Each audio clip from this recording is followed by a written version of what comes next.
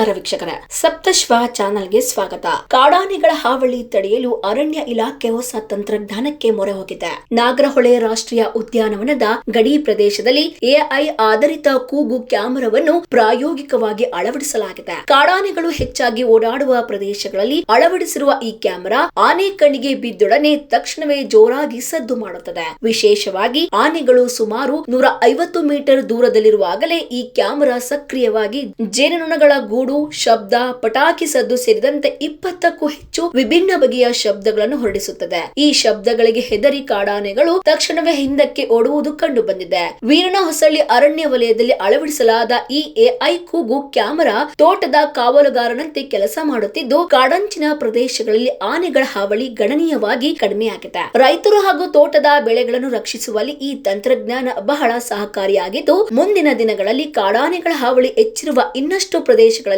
ಈ ಕೂಗು ಕ್ಯಾಮೆರಾಗಳನ್ನು ಅಳವಡಿಸಲು ಅರಣ್ಯ ಇಲಾಖೆ ಚಿಂತನೆ ನಡೆಸುತ್ತಿದೆ.